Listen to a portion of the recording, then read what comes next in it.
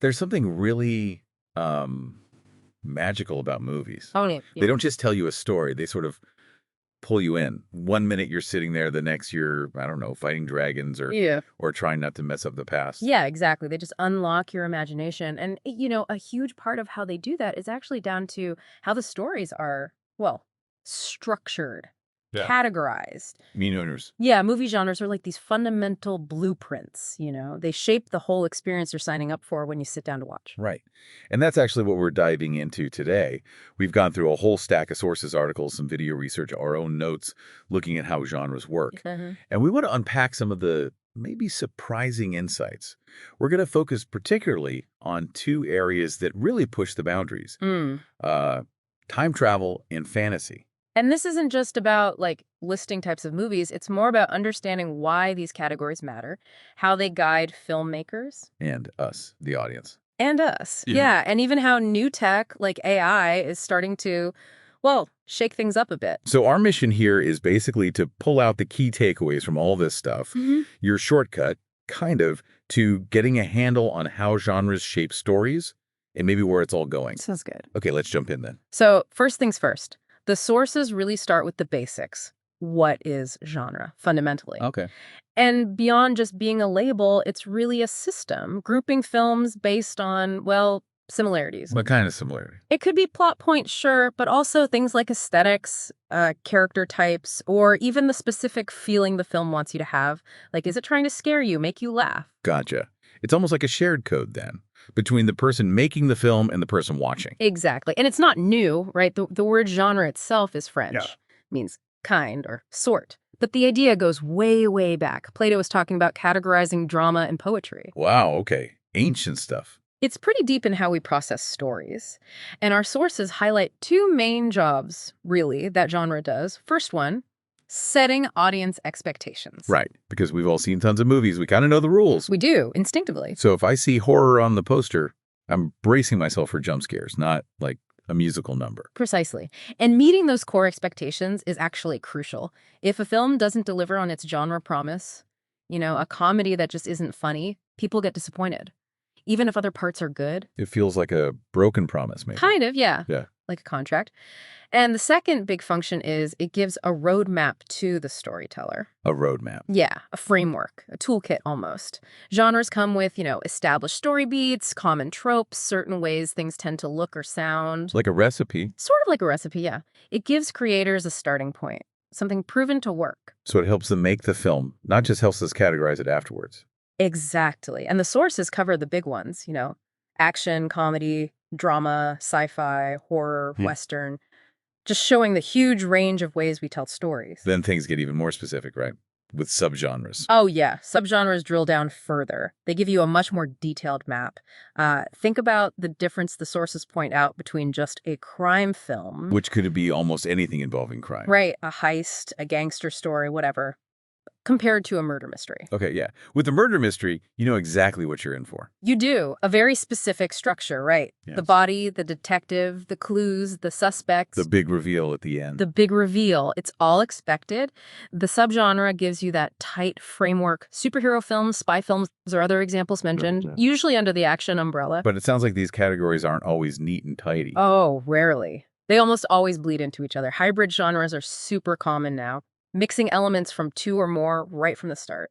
Well, the sources mention things like Blade Runner, that's film noir mixed with sci-fi, or Alien. Sci-fi and horror, classic. Definitely. Or Men in Black, which is sci-fi and comedy. It's about taking bits from different worlds, maybe to create something fresh. Interesting. So you need to know the rules before you start mixing them up. Okay, speaking of different worlds, let's actually dive into one of our main genres. Fantasy. Right, fantasy. These are the films that really transport you, aren't they? Places where our reality just doesn't apply. Magic, dragons. Magic, mythical creatures, quests, big adventures. And the themes often revolve around things like imagination, heroism, good versus evil, that classic struggle. And the sources were saying it's not just that fantasy stories have magic in them, it's that the magic, the unreal stuff, actually shapes the whole story. Absolutely. It's fundamental. It lets filmmakers build entire universes from scratch, push imagination way out there, add layers of wonder and mystery you just can't get otherwise. Okay. So take high fantasy. That's one type the sources really dig into. The Lord of the Rings is the big example, obviously. Epic battles, kingdoms, quests. Exactly. Epic scale. Battles, kingdoms, dragons, journeys across these magical lands. It uses magic that's totally outside our reality. And often, teaches lessons about courage, friendship, that kind of thing. But fantasy isn't always grand scale like that, is it? Yeah. Sometimes it feels closer. No, definitely not. And that's where urban fantasy comes in, which the sources also explore. They mention a really interesting, maybe less common example, the City of Lost Children. Oh, yeah. What's the deal with that? Well, urban fantasy basically takes magical elements but grounds them in a setting that feels more familiar. It blends magic and mystery with, like, real-world grit. So you're not in some enchanted forest, you're in a city, Hmm. but weird stuff is still happening. Exactly. In City of Lost Children, the source describes it as a place where dreams are literally stolen, and the heroes are fighting in these narrow, dark city streets. It mixes recognizable things, cities, maybe some tech, with stuff straight out of a fairy tale. And Harry Potter fits that too, doesn't it? Yeah. Mixing, regular school life, but secretly wizards. Totally. Harry Potter is a huge example of urban fantasy.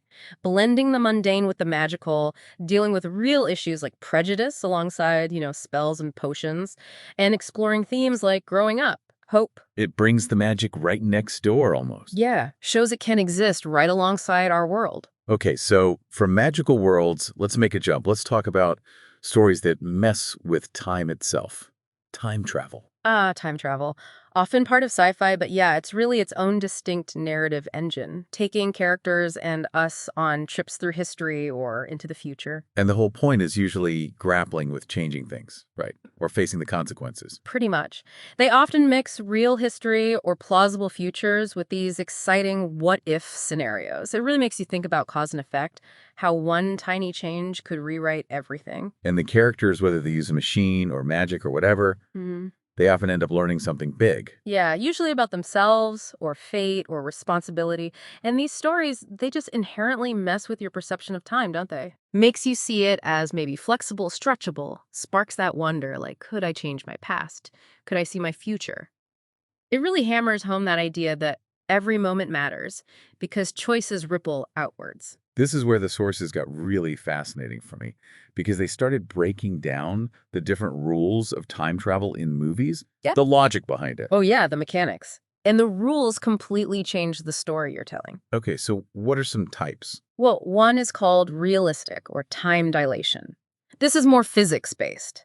Like if you travel super fast, time slows down for you relative to everyone else. Like in Planet of the Apes or parts of Ender's Game. Exactly. You end up with one single history, one timeline. You're just experiencing it at a different rate. No paradoxes, really. Okay, straightforward enough. But what about the classic go back and change stuff model? Right. That's the anything goes or new timeline type. This is where it gets wild. You jump instantly to the past or future, and just by showing up, you create a whole new branch of history. Because you weren't there before. Exactly. You weren't part of that original moment.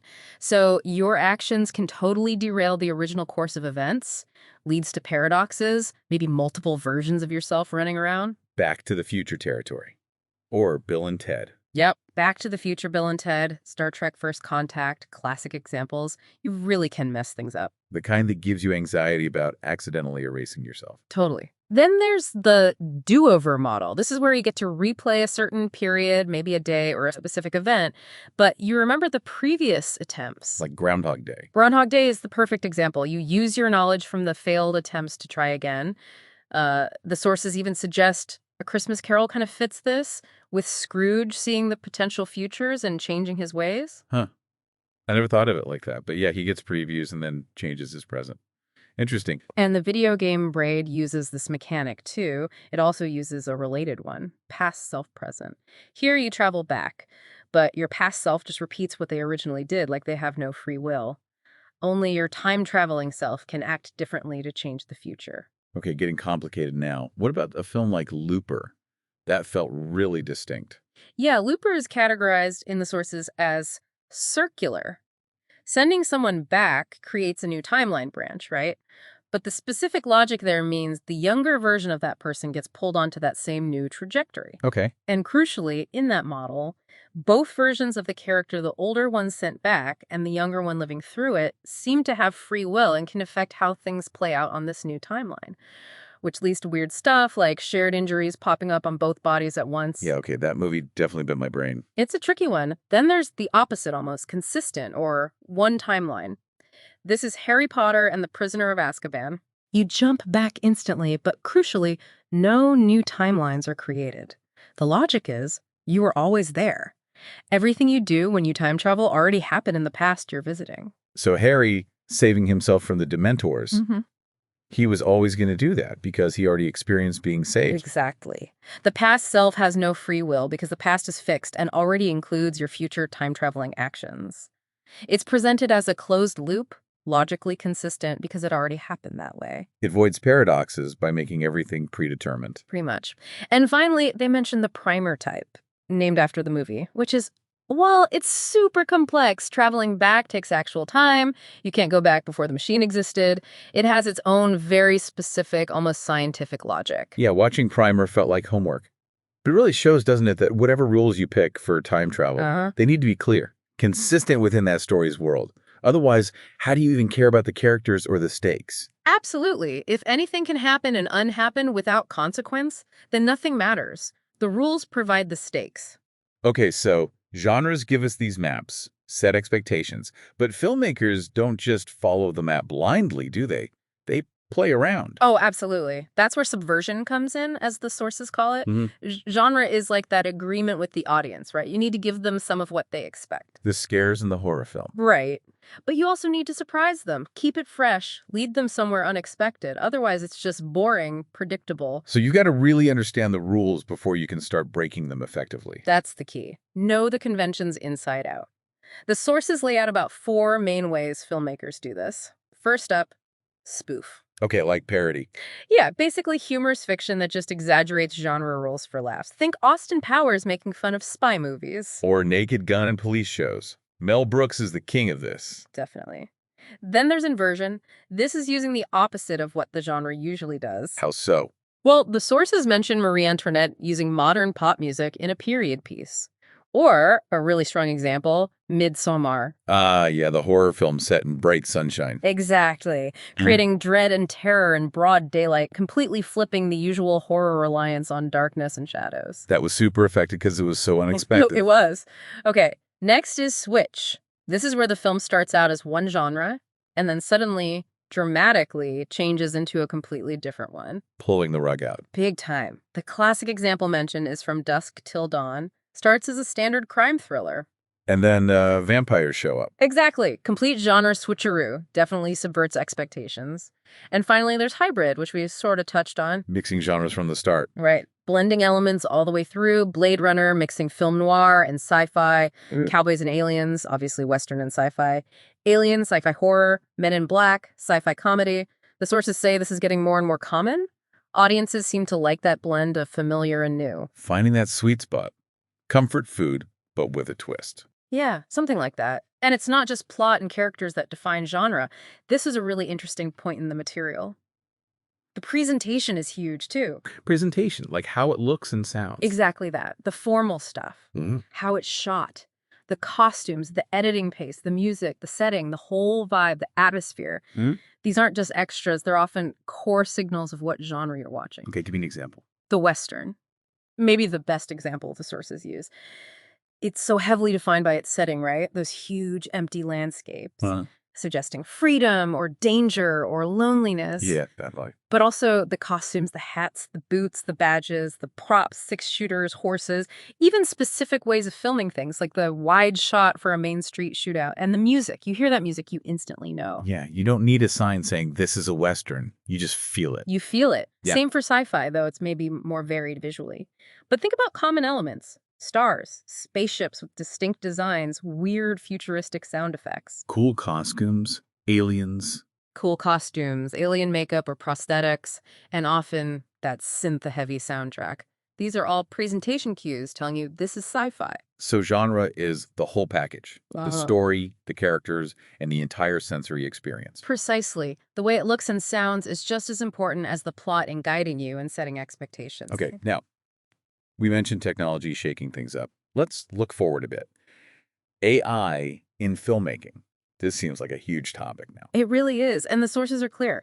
AI is starting to impact, or has the potential to impact, basically every single stage of making a movie, from the very first idea to getting it in front of your eyes. Wow. So it's more than just like making CGI look better. Oh, way more. The sources get into specifics, like text-to-video generation. Wait, just typing words and getting a video clip, that sounds like sci-fi itself. It's actually happening. Tools are being developed where you can type a prompt, specify the style, camera angle, maybe even tell an object in the scene to move a certain way. That is wild. Companies like Runway are pushing this. You could describe a scene, maybe even say director mode, to get specific shots. It's early, but developing fast. Okay, what about visual effects? VFX. Huge impact there already. AI is used for creating realistic digital environments, building digital characters, cleaning up shots, enhancing scenes, and the big one everyone talks about, de-aging actors. Right, making them look younger seamlessly. Exactly. Everything, Everywhere, All at Once apparently used some AI tools in its VFX pipeline. Is getting involved earlier, like in writing? Yes. Script writing and development. AI can analyze scripts for pacing, for structure, maybe even predict audience reaction based on data. It can suggest ideas, plot twists. Some tools even try to predict box office success Seriously? based on analyzing huge amounts of film data.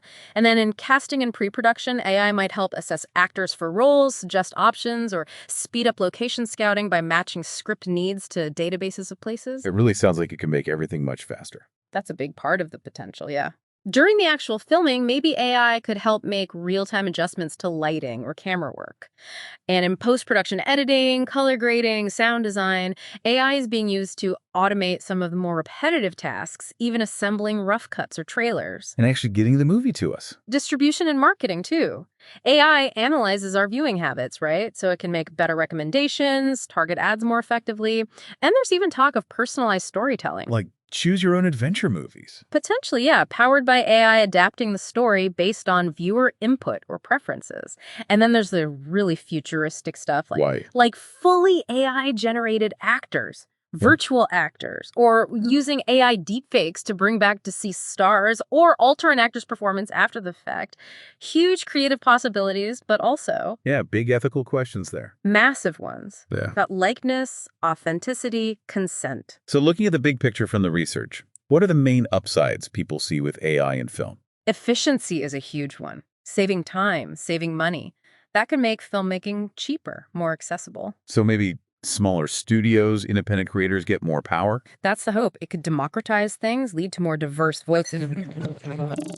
It can be like a creative assistant handling the grunt work, letting creators experiment faster. But there have to be downsides, concerns. Oh, definitely. It's still very early, Right. especially for realistic video. A lot of AI video still looks more artistic than photorealistic. And the big fear is jobs. People losing work. Yeah, across the board, VFX artists, maybe writers, editors. Then there are huge legal questions about copyright. If an AI makes something, who owns it? Is it even original art? And the ethics you mentioned. Using someone's likeness. Exactly. Those are really serious debates happening right now. They've been central to recent strikes and industry negotiations. Makes sense. It feels like a fundamental shift. It could be. The sources suggest AI might initially fit best, or be adopted fastest, in genres like animation or sci-fi, maybe because the visuals are already less tied to pure photorealism. They compare it to other big tech shifts in film history, like when sound came in, or color, or even just the invention of the camera. It could be that transformative. But just having the tool, that doesn't automatically make you good at using it. Right. That's a crucial point the sources make. AI is a tool. An incredibly powerful one, yes. It lets you do things faster, try more ideas, but it doesn't make you a filmmaker. The ideas, the story, the emotion that still has to come from a person. Exactly. The human imagination, the creative vision, the ability to connect emotionally, AI doesn't replace that. A fancy word processor doesn't make you a great novelist. That human spark is still key. It's the core of it. Wow. Well, this has been quite the journey through movie genres. So you've hopefully got a better handle now on what defines these categories, how they work for filmmakers, and for you, the viewer. We looked closely at fantasy worlds, the twists of time travel. I hope filmmakers bend and break the rules, and now this huge potential shift with AI touching everything. Yeah. Hopefully next time you watch a movie, you'll maybe notice more. Yeah. The genre cues, the way time travel works, if it's in there, how the filmmakers are playing with your expectations. Maybe even wonder about the tech behind the scenes. Because ultimately, genres are just frameworks, right? Tools to help movies do what they do best.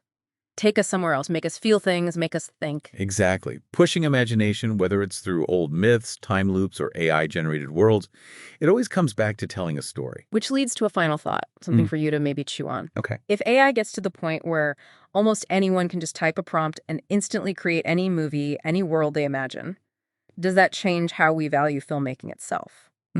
How so? Well, does the value shift away from, the craft, the skill, the struggle of actually making the film and move more towards just the original idea, the prompt itself? Where does the value lie then?